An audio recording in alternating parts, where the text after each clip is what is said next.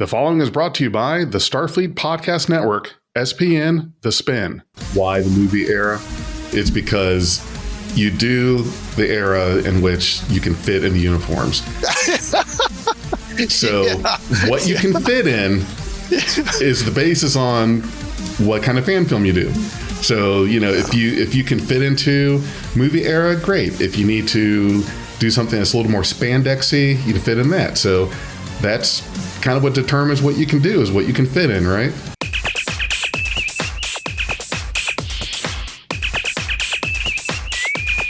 Red alert. Hi, it's Big J, and in just a moment, I will be presenting you with Peace and Goodwill, a Star Trek fan film from Star Trek Fan Film International. Afterwards, please join our Critical-not-Cynical review for our discussion and reactions of the film.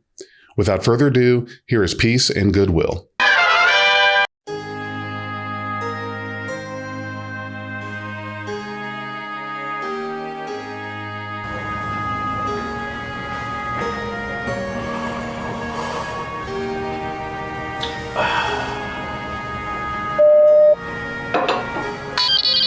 Admiral Curry. Admiral Nagura, I'm about to leave the office. Are you ready to go? You go ahead, Phil. I'm gonna stay here for a while. Why? It's Christmas Eve. Everyone else has already left for the day. I don't have any plans for tonight. My daughter, Mitsuko, got assigned the holiday shift at Earth Station Gamma 2, so she won't be back for a while. That's too bad. The newest person on staff is always the lowest person on the totem pole. It's the Starfleet way. The newbies always have to pay their dues. Don't stay too long here, Chiro. Tomorrow's a holiday, so you better not come in either. Don't worry about me, Phil. Enjoy the holidays.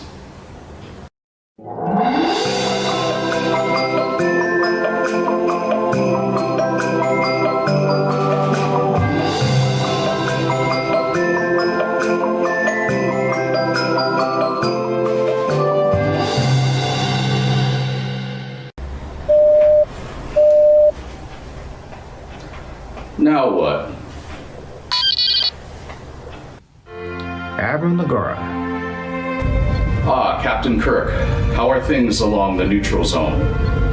It's been peaceful and quiet, as it should be. I think the Klingons got the message that we aren't tolerating any interference on Novus 3. I'm glad to hear that. So what are your holiday plans? Some of the crew are putting together a shipwide Christmas dinner tomorrow. We might even break out the Romulan ale. Sorry, I didn't catch your last statement. All I'm getting is static. So, are you helping out? I'll plan a nice speech. Thank everyone for the hard work this year. One of your famous rabble-rousing motivational speeches? Something like that. What are you doing for the holidays? Nothing, actually. Mitsuko has to work the holidays at Earth Station Gamma 2, so she won't be joining me this year. Oh, I'm sorry to hear that. Well, you're certainly invited to join us for our Christmas dinner along the neutral zone. I can send a shuttle for you. It's no problem. Thanks, but I don't think I want to spend the holidays patrolling the neutral zone. I understand. Well, in any case, my friend, let me wish you a Merry Christmas. Thanks, Jim. Merry Christmas to you and your fine crew.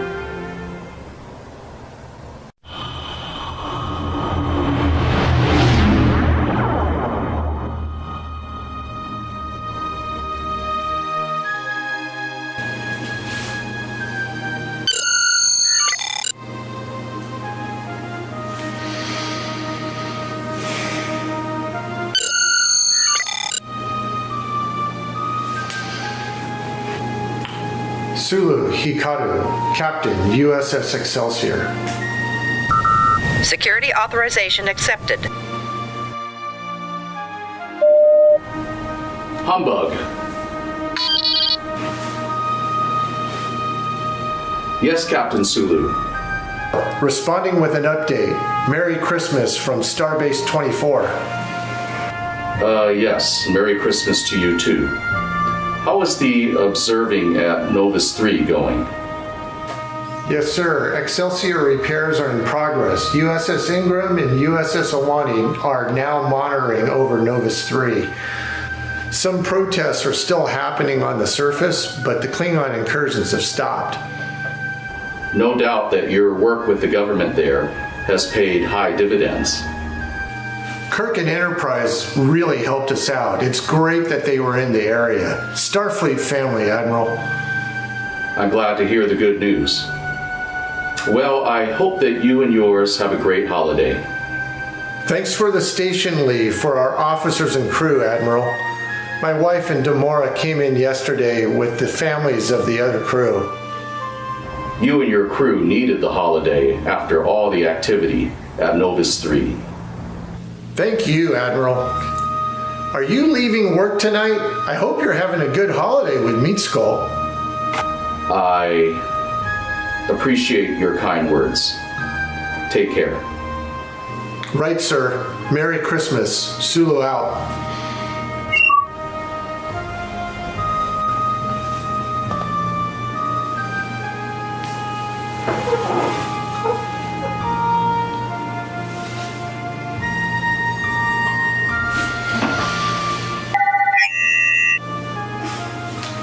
Computer, call James T. Kirk, Captain, USS Enterprise.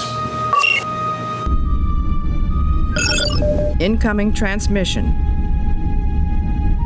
Captain Sulu, all's quiet along the neutral zone. In this sector, Jim, Nogura's still working. Oh, is he? Then we'll have to go to the next step.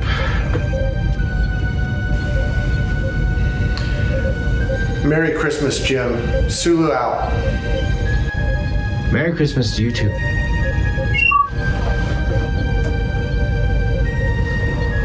Uhura, open a channel to Starfleet. Admiral Curry. Jim! Phil. Nogura is still in his office on Christmas Eve. Yes, I'm working on it. Merry Christmas, Jim. Thanks for taking patrol duty tonight. No problem. Merry Christmas to you. Steady she goes, Helm.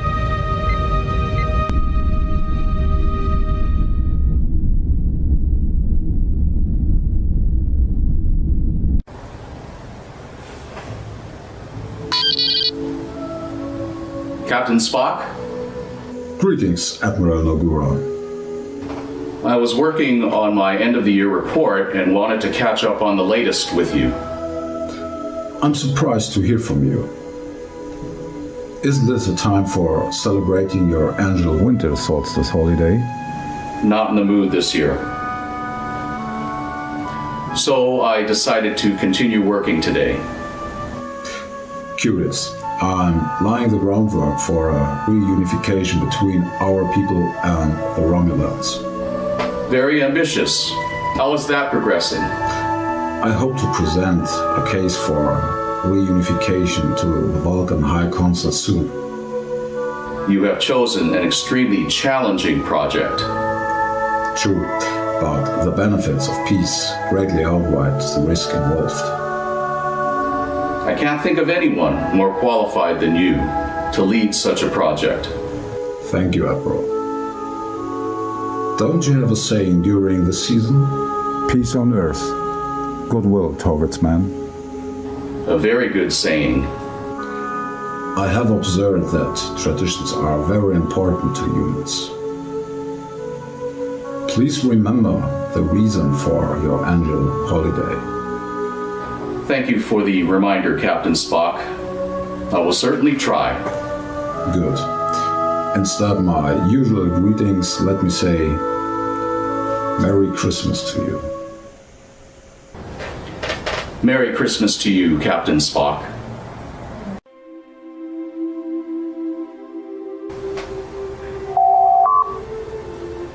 Phil, I thought you left already. Hey, Chiro, come on over tonight for Christmas Eve dinner. It'll just be a few close friends. Thank you, but I can't impose. It's not an imposition. We'll have plenty of food. In fact, you can sleep in my guest room and stay for Christmas Day too. Well, excuse me, I need to take this. Hello, Mitsuko. Dad, I have good news. One of my colleagues canceled vacation and volunteered to take my shift. So that means I'll be coming home for Christmas after all. that's great news. What time will you arrive?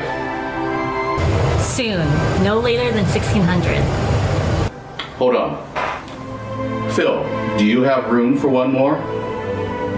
Of course, the more the merrier. Mitsuko, we're going to spend Christmas with Admiral Curry.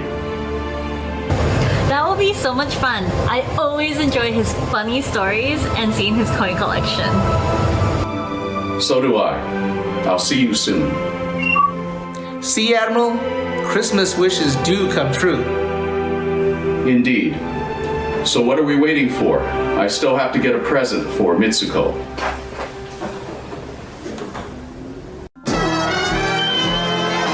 Welcome back. This is Critical-not-Cynical. I am Big J, along with Nico and Frank, and V-Man will be here shortly to also talk with us. You just got done watching Peace and Goodwill, and we are here with the stars from that fan film. We've got David Cheng, who played Admiral Dagura, Mike Longo, who played a very impressive Captain Kirk, Ken Hayashida as Captain Sulu. Did I get the last name right? Okay, perfect. And Bill Arukan as Admiral Curry. Okay, great. Thank you. I always want to make sure I pronounce names correctly, so I really try there. So thank you very much for confirming that. And I want to thank all of you for being able to come and join us tonight for this, where we do our Critical-not-Cynical review. And I want to tell you, Nico and I just got done watching the film, and it was a very good film, by the way.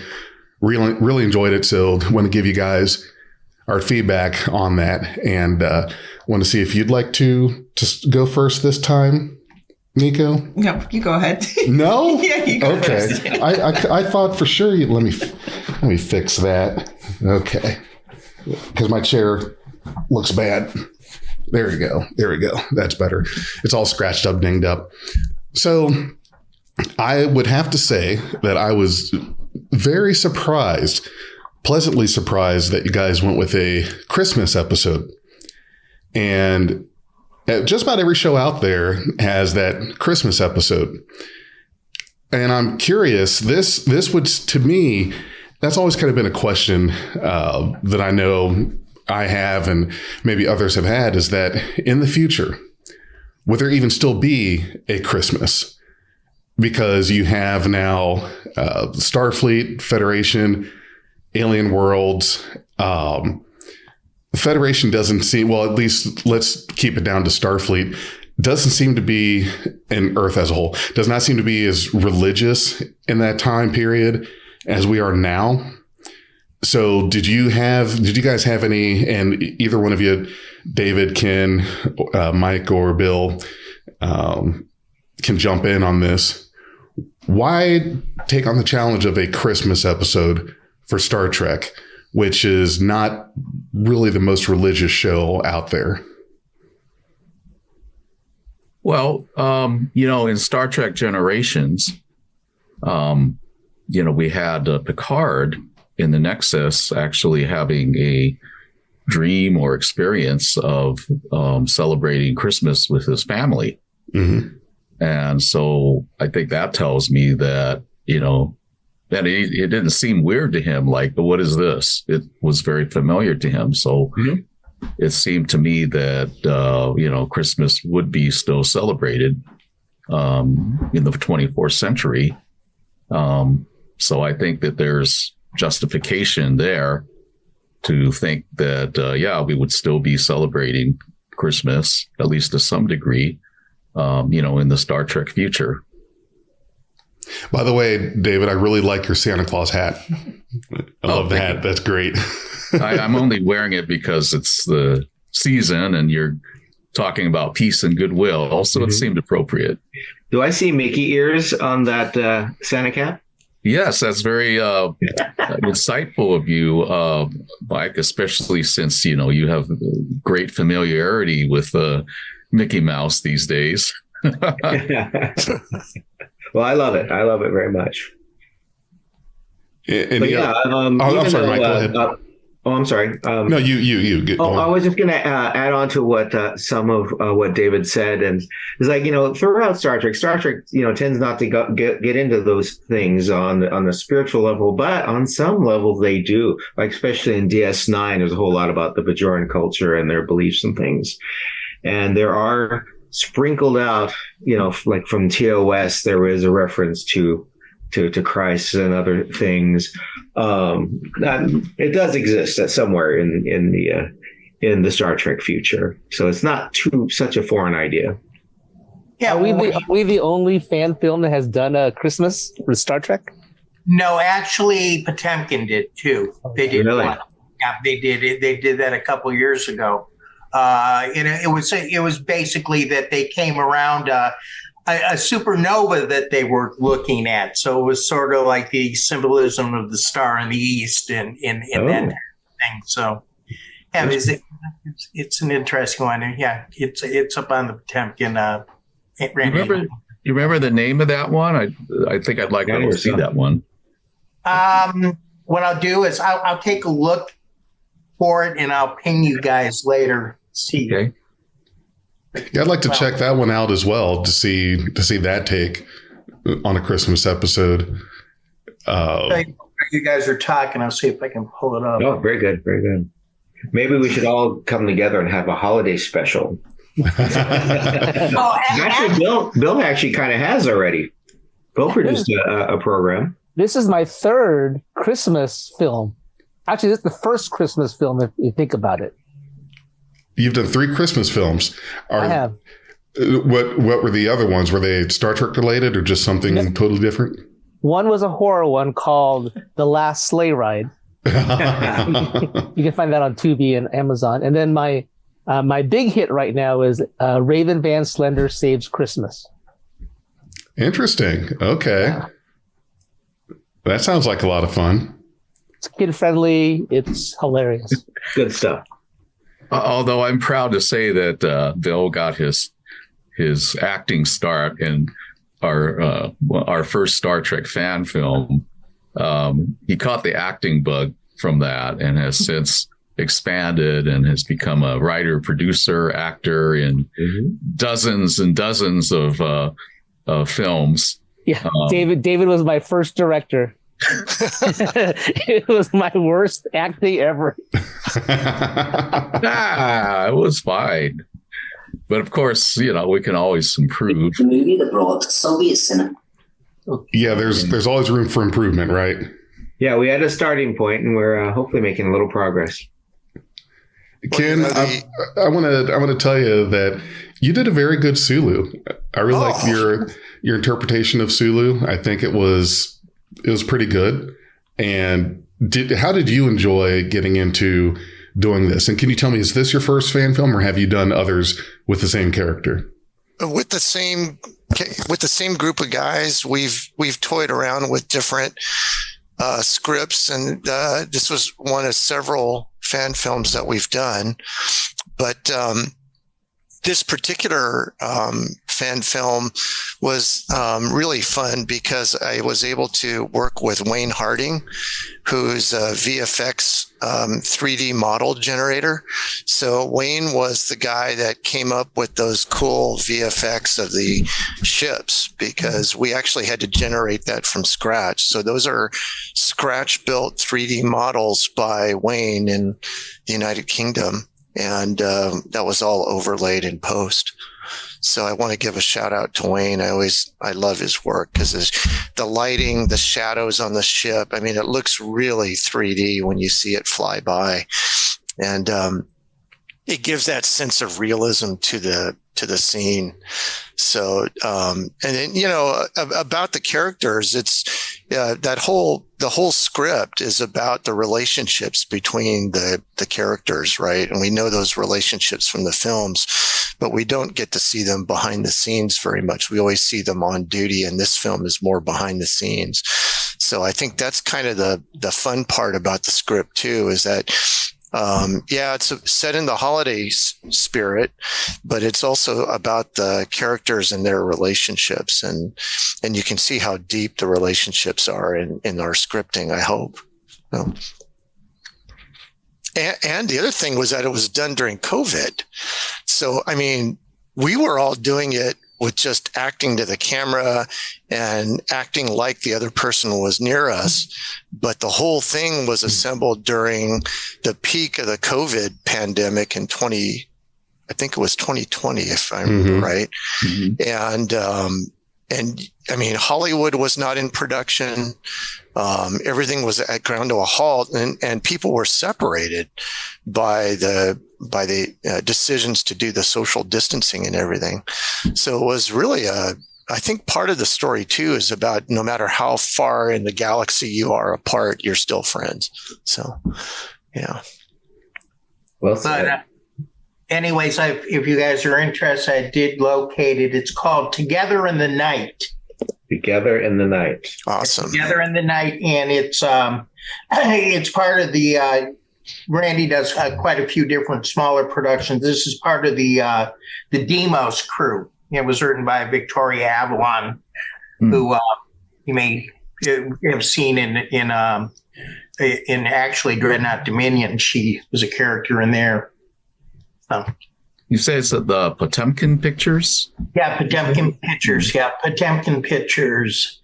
1711 is Potemkin 1711 is their channel. Cool. Thank you. And while I'm giving compliments, I want to move on to Mike, who you played a very good Kirk, and I think that the way you played Shatner playing Kirk was good. I felt like you knew exactly where to get your toes right on that line of not being a parody of Shatner playing Kirk.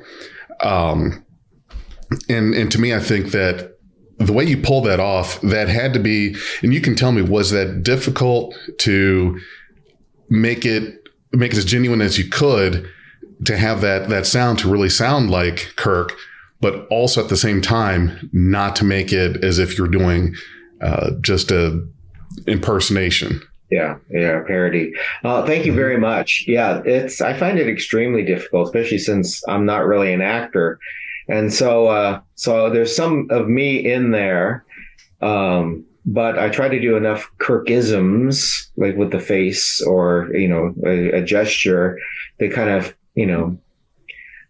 I'm relying on the audience to be familiar enough with Kirk to think, okay, I know who he's supposed to be.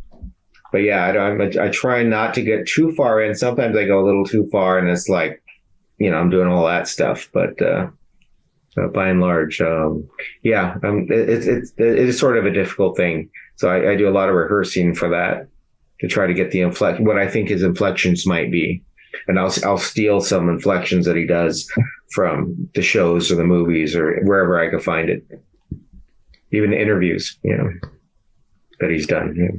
So it sounds like you did a lot of homework before. A lot of homework, because when you're supposed to be somebody who's known by everybody, and Kirk Shatner has his own style. Everyone's so familiar with it. That's a tough area to be in. You're really in the spotlight. No pressure, right? Right. No pressure. So that's always a question that I have. Anybody from the group can pick it up. Why do you guys do the recreation of Kirk, Spock, Nagora, and everything else? Because we can. Because we can, yeah. When you got together to start this and do that, I know some people in the fan films world, as you know, create their own characters and stuff like that. I know what your first movie was, and it was fantastic. And I like the way that you were filling in for TMP at that point. But I don't know, when you guys made that, is it because you had people like Mike, who does a good Shatner, and Ken, who does a good Sulu, and you know, you have I can never pronounce his name over in Germany, who does a fantastic Jens. Yeah, who does a great Spock. Was that an inspiration to you guys? Well, you know, as you know, the first film we made was set in the TMP era, and I almost wore that uniform tonight. Pardon me? Oh, I you almost wore that it? uniform. Well, it is loaded in green, which I guess would go with the season. But you know, the idea of that film was to kind of show Admiral Dagura, whom we hadn't seen on screen, and do a whole story about that, what was supposed to be, I guess, a 10-minute conversation with Kirk, in which Kirk was going to convince him to give him the Enterprise, and just expanding that into a story. So because we started with those characters, I think it just seemed like it was natural and would be fun to continue their story, although jumping now to the, you know, the Wrath of Khan and thereafter era, and switching the uniforms to, you know, the Monster Maroons. So I think we kind of like that era. At least I do. And I think it was just sort of fun to try to come up with different stories that, you know, took place in that era with these characters. I also think we had really good chemistry when we did the Human Adventure. I mean, all the cast that you casted, somehow it was really great chemistry that you had to bring to another story. Another story had to be told. I mean, you guys are great. I hope that you didn't take that as a criticism. I just was curious. It was that, you know, from the fact that I just love your work and stuff like that. So, you know, and then of course we did Borg Hunters a little while ago with you guys, and that was just another Chakotay and everything else. Is a fantastic, you know, continuation of that. Welcome, V-Man. Got a drink. Hey, guys. Hey. Are you back from the red carpet? There he is. How are we doing, gentlemen? Doing well. Doing good. Doing great. We're good. Really doing good. Hope you didn't mind we started when it got started. Dude. I expect it because I'm always late. That's the only consistent in the universe is I'm late. So no, absolutely. How are you guys doing tonight? We're doing really good. Yeah, we were just talking about it, you know, going around giving the compliments. Where we started off, the first thing I brought up was the idea, the desire and challenge to take on a Christmas episode of Star Trek, which you don't really see holidays in Star Trek all that much. And so I was just telling them that's what I thought was a pleasant surprise, was something different to do. And just going around and complimenting the guys on their characters and their portrayals. So to get you caught up, that's pretty much where we're at right now. Mm-hmm. Frank was asking that question about why the movie era. And to me, that my thought was that, well, for one thing, I felt like there was more stories to be told in that movie era. We got, 6 or 7 pretty good stories really good stories in the movies, but I felt like there was a lot more stories to be told. And also we're kind of at the same age that the characters were at in that same era. And so we can fit into the costumes. The costumes are available. And that adds to the chemistry because we look the parts still. And the other thing was that in that time frame, we had access to some of the original scripts. Like I actually went over to USC Cinema Library and got access with permission to the original motion picture scripts. And that whetted my appetite for Admiral Nagura because I read through 3 or 4 different versions of the original teleplay. for the motion picture. And we actually, I've actually developed what I feel like is a pretty good friendship with some of the people that were involved with making the director's edition. They're very available people. So, and that's the one thing. Mm-hmm. That's one thing about Star Trek fans, whether it's professional or just your Joe Blow down the street, is they're always pretty accessible people, friendly people, salt of the earth type people who, if they're available to do it, they're always open to help out in any way they can. Look at I think it's Mike and Denise, the one who did the L-Cars and from D&D and stuff. Like, they're always willing to help out a fan or a friend or someone, give their knowledge and help people out if they can.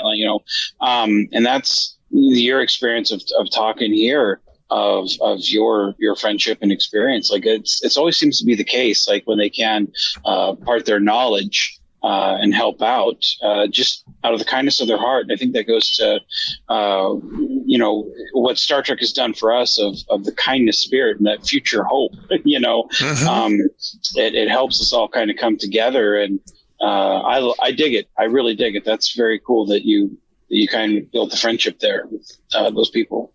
The fan community, as you know, Vance, is just really great. When you get to know the right people, it really allows you to express more creativity and to share that creativity. I mean, all of the guys on the call right now, I mean, you guys have all done incredible fan films and explore different aspects of the Star Trek universe in ways that haven't necessarily been on the big screen, but we as fans can experiment with that. And I think that's actually really fun when you get a fan community that shares in that experience and all.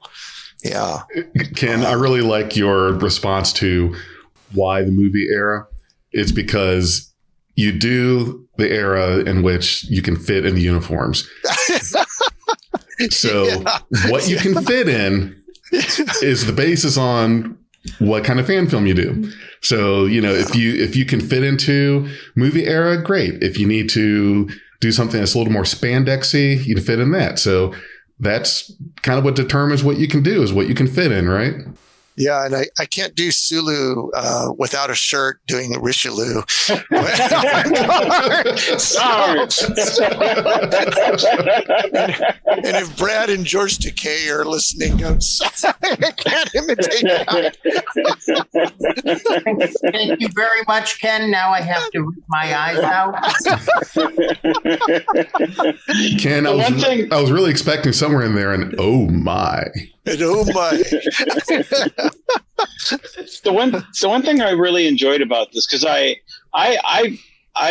forgot all about the film that I'd seen, because being involved with fan films, we tend to watch a lot of them either as critiques for our friends or just, hey, watch this, and we're like, oh, okay, we consume a lot of fan films, and I had forgot that I had watched this, and then I was talking with Frank tonight, and he was like, because I was like, yeah, I gotta watch this, because I don't think I've watched this one before. I remember somewhere, and he was like, no, we've watched it. We reviewed it before. It's like, we have? Yeah, like, we had Avon and everybody. We have. And I was like, really? He's like, dude.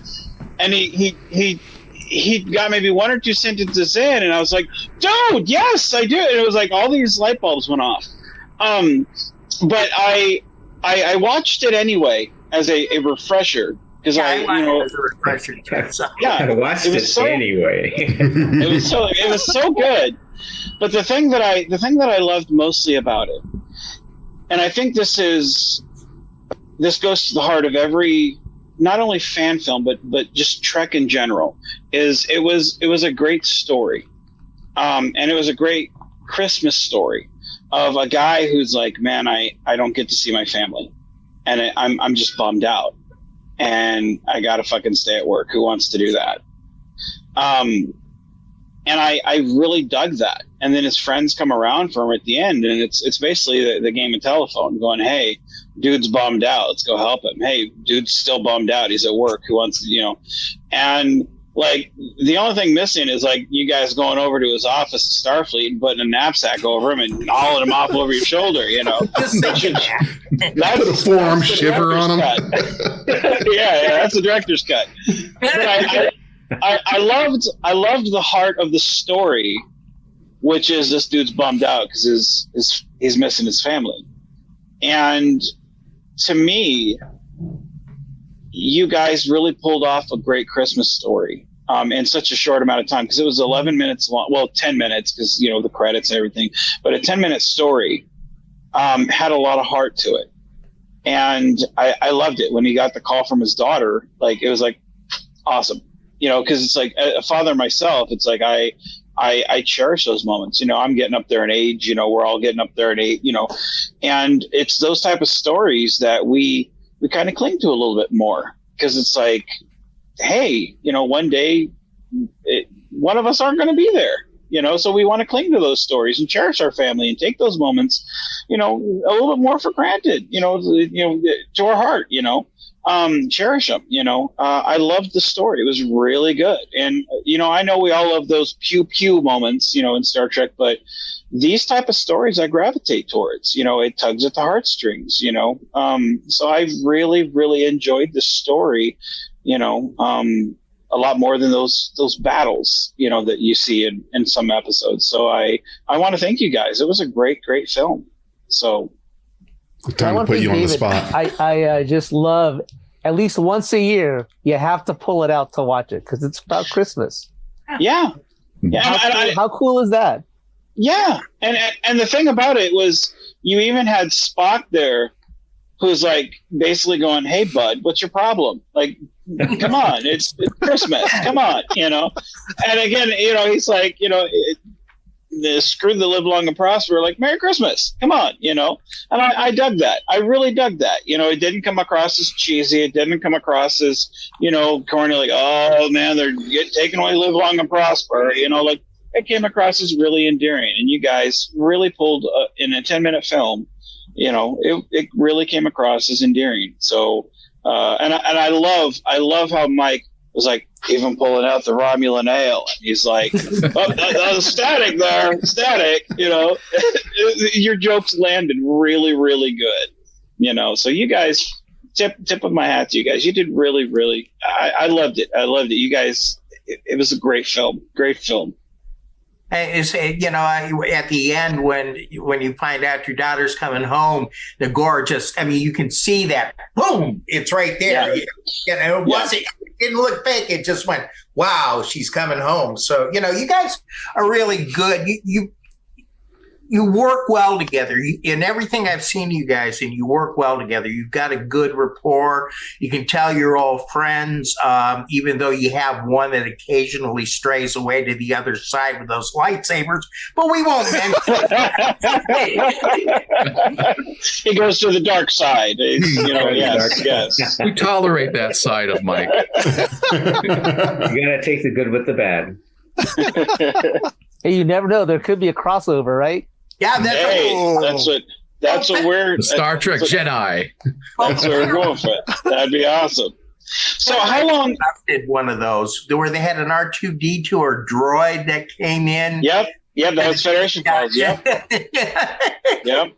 I think it was Galaxy Hopper, if I'm not mistaken. Yeah, something like that. Yeah. Yeah. So if you don't mind me asking, how long did it take you guys to come up with the initial concept and then write it and then start filming? Like, how long did the whole thing take from start to finish on this film? Good question. This was a really quick one because actually it was like in the fall, I think maybe either end of August or September.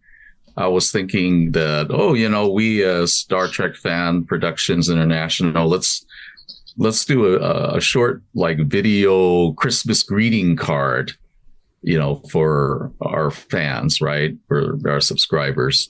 So it actually started as that kind of an idea.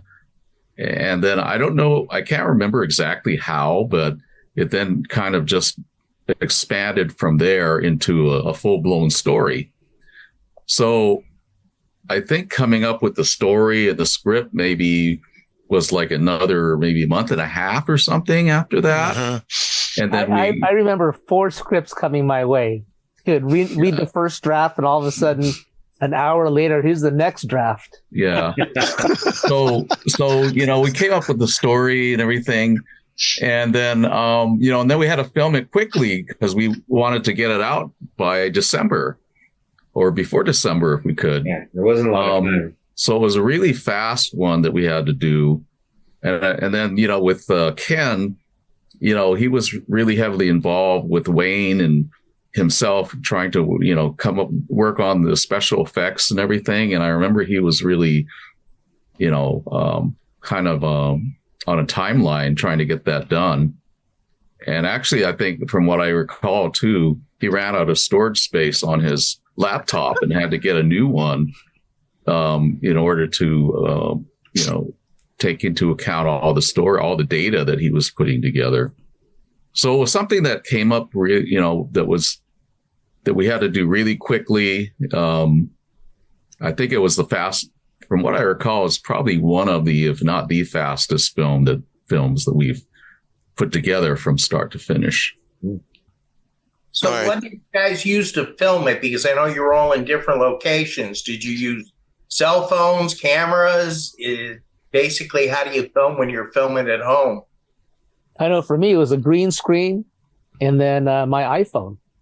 Yeah. For me, it was a green screen and a Canon camera that I could crop. Yeah. And then I get a call from David. Can you retake that last screenshot and just move the camera up about 2 inches? Yeah. I used a Sony point and shoot camera that has a video feature. Mike, and then I think Mike had the most professional advanced camera, right? Or did you use something? I used my phone. I had it just like in selfie mode. You know what I've used a few times, and actually quite a few times, is I've used my Logitech camera, and I put it against Zoom, and I'll put the backing and light everything else and do that in there instead of post. And that's the way I did a lot of films. Now I use my camera, my phone, of course, but it worked pretty well when you put it together. But it's funny, the stuff that we use to put things together sometimes. It's nice because our format in our playground is usually YouTube. So you don't have to have a super grain and that super high, unless you want to get it up on a large screen TV or something like that. But I always like to see what other people are shooting with, because I can shoot. I've got a Canon myself, but we did the last 2 films with iPhones. So, and I think mine was like an iPhone 10. It wasn't like, Okay, I have a question. For such a short production, I was really impressed with the backgrounds and all of that. And I know I'm not into the technical side, so I was kind of wondering if the backgrounds were something that was completely original. Like, I know Ken kind of addressed a little bit of that. I was real impressed, Ken, with like that scene where the ship moves through one window and then the other window. I was like, ooh, that's really cool. So, I really was interested in to kind of hear about from each one of you, like the backgrounds. And I was real impressed with, now you're saying that this was filmed kind of all at home on a, different varying medias. And so that makes it to me even more impressive. So if you guys could kind of address that a little bit. Sure. Well, I can start with some of that. Nagura's office was completely all original, drawn in Photoshop. Okay. Every angle of it I drew as a 2D image. And even Kirk's chair is also a 2D image, which as a separate layer, I'm able to maneuver it a little bit, because I found I actually swiveled in a chair at one point. And so that wasn't your chair? Like a chair? It wasn't a chair. I was very impressed with that. That was a chair, and I'm usually pretty good at picking up stuff. Well, because Nico was like, "Hey, I like Mike's chair." I know. I was like, I love his puffy chair. It was actually Ken found the original chair in his research. He found the chair that they used and souped up, but the original base chair for Kirk's seat. I downloaded it off the internet. But, the image wasn't so great. So I kind of refined it a little bit by putting other layers on it. And so, I would create like a little bit of a shadow, like where the body would go. So if I leaned or something like that, there'd be a shadow. But basically it was a drawn image. And I was just able to track it along with motion either way. So I could move a little bit. But all those backgrounds, interior backgrounds, they were all except for the Enterprise background. I think that was also Wayne. That was another guy, actually. What was it? Joey Bonice. That's right. That was the first time that we used that background, I think. That was by him. And but other than that, all the backgrounds in the background for the niece's abode, that's all drawn. And I remember like trying to come up with Star Trek like fixtures on the wall in the background, and David and I are like, yeah, that looks like something they used to have in the old show. So we looked over everything, and the screens they look at and stuff, and that was all Photoshop. Wow. Original quality. Very cool. And the space station interior shots were 3D digital models in Cinema 4D. The angles out the windows had to get 3D tracked for each ship, because you have to get the angles and the lighting right as the ship is flying through the windows. Wayne, so some of those models are collaboration between Wayne and I.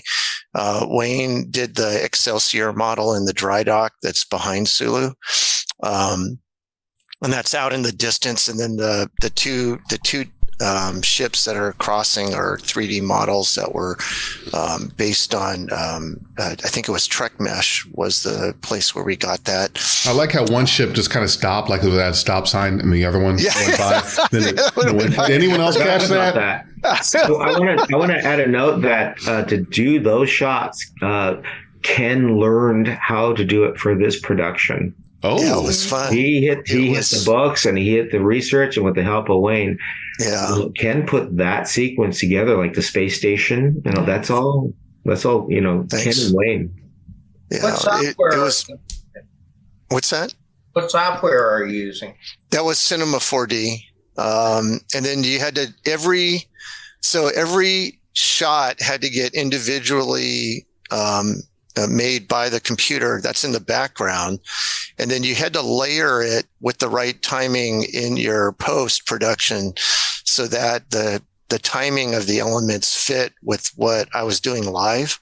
Mm-hmm. So you had to shoot live first and then green screen out the background. Right. And then you had to layer in the VFX later in post. And that was that. I remember at one point, Wayne, I think if I remember right, Wayne's OS went down. He was running on a computer. He was rendering, cranking through it, and then the OS went down, and he had to reformat his whole system and bring all the apps back up. And I mean, because it's actually, you figure it's 3 years ago, so this is before the 3080 NVIDIAs were around. I think those are older GPUs. You're using PC, not Macs, then. Yeah, we were on, it was a combination of PC and Mac. We were outputting certain things on the PC because Cinema 4D, we were using a special rendering software from Atoy. Ironically enough, Atoy is now the company. If you've seen the motion picture snippets with the recreated Spock and the Atoy is working with Roddenberry Archives on those clips with Nimoy Spock. But with like Kirk's grave during. Yes. Yeah. All right. Yeah. Okay. So That company is the same company that their rendering software was the rendering software we were using. So to plow the stuff into that modeling software, you use Cinema 4D from Maxon. There's also Red Giant, which is a phenomenal software system. But Otoy is the one that Donnie Verziga and the team at Roddenberry Archives is using to recreate the bridges of all the ships. So if you go at Roddenberry Archives and you look up the individual ships, it's Donnie Verziga's 3D model that's in there. And then it's Otoy's rendering the capability that's actually making the video model for you so that you can see it. So it's, but yeah, that was fun. Because Ken, I got a question for you. Is this the movie where, because I haven't seen it for a little while, so my brain's a little foggy, but is this the one where you and I collaborated on, where you made up that counter for the top of the monitor on the Enterprise? I think that was the prior one. You mean the one with the clocks? Yeah. The clock. You know what was interesting was that whole film, or was it one before? That was in this one. Oh yeah, that was in this one on the Enterprise. Yes, on the Enterprise bridge. Yes, we also photoshopped that screen together, but we had a little transparent window to overlay a counter that Ken made that way. And the reason is because you see the counter in Star Trek 6 above their main viewer. Ken's like, you know what? We can illuminate that and really make it work. So every time we see the screen, the time will actually be later in that same day. Well, really? Yeah. When I went to Skirball Center in LA did a special showing of Star Trek: The Undiscovered Country, Star Trek 6. Yeah. And Nick Meyer was actually there. Actually, I ended up by accident sitting literally 2 seats from him in a row. I sat down, and then this gentleman sat in the other seat, and then he went up on stage, and it was Nick Meyer. I was like, whoa! But yeah, what they said was that all the clocks in Star Trek 6, that's all done in post. None of it was like recorded live. They actually had to layer in all the clocks in post to get the timing right with the editing. Mm-hmm. So yeah, so what Mike's talking about there, that we actually did do that because when you're editing up in post, you're not exactly sure exactly to the split second where the edit's going to go in. Yeah. So yeah. Crazy. Some interesting trivia.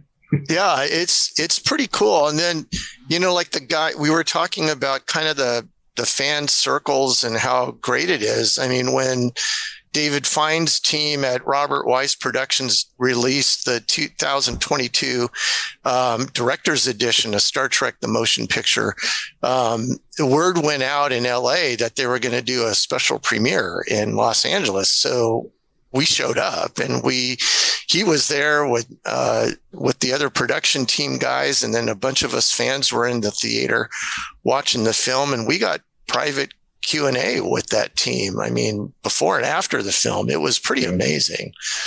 It was fun. So, I mean, that's just kind of the way the community is, I think. You guys can come out here and have the sets. I want to come out there and sit in. I want your set too. Your set is phenomenal. Your set is amazing. The way you guys the chemistry, and correct me if I'm wrong, but the chemistry you guys have based on the shows that you guys have done with us in the past, and the chemistry you guys seem to have on screen together, and the pictures that I see you guys on Facebook, it reminds me of like in the 1980s they had the Brat Pack, from like the Breakfast Club and the John Hughes movies. Is that accurate to see you guys always hanging out and being in each other's stuff and just having a good old time and I mean, is that accurate? You guys are just always having a good old time and just involved in each other's stuff and just whatever you guys can do to just have have fun and just living it up. Just I wouldn't say exactly living it up, but it doesn't happen as much as we'd like. But occasionally we all get together to go to someplace like the screening for the motion picture, or we go to Skirball for a Star Trek day or something. And when we do get together at a convention or something, we have a blast. We do have a blast. Yeah. But yeah, it's all about the cosplay too, right? We enjoy. That's how it started. It all started with cosplay. Right. Yeah, that's right. It all started with that. Yeah, each of these guys I met at a convention. I met Bill at a Star Trek convention many years ago, and then I met Mike at another local convention. He was dressed up as Chakotay at that one. And then Ken, we actually met in person at another local convention a number of years ago as well. So that's how I met all these guys initially. Yeah. David's a networker. David is phenomenal. And then I told them, "Oh, you want to be in a movie?" Yes, I know how that goes, Dave. Everybody. That's my recruiting tool. Everybody working around me. You're going to be this person. You're going to be that person. That's why half of BOA is in Crossroads.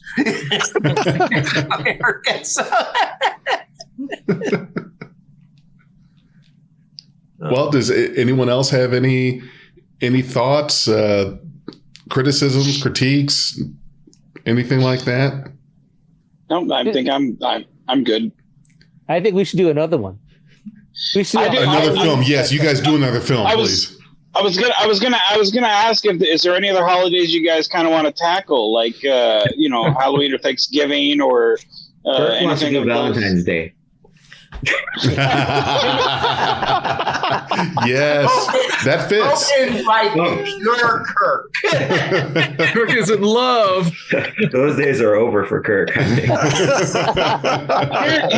what I'd love to see you do, Mike. I want to see you go with that box of chocolates to each one of those green girlfriends that you have. Oh my! Smack in the face to each one. Is this my kid?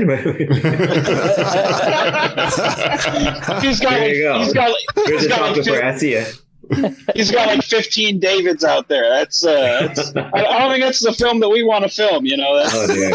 I see it now. The Enterprise is stopped at this planet and not allowed to move because there's a paternity suit. Oh my goodness! Ooh, okay. Yep. Those are problems of the age that time. Yeah. You need to have someone in the kind of the role of Maury Povich. Oh my God. That would be so funny. And Dr. McCoy's like, we have the result. Jim, we have the results here. Oh, look at the time. Damn it, Jim, you are the father.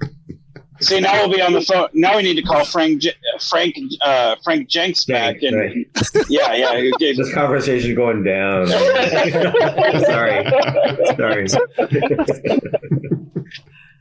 Well, thank you guys very much for taking the time out to join us tonight and to talk about your film.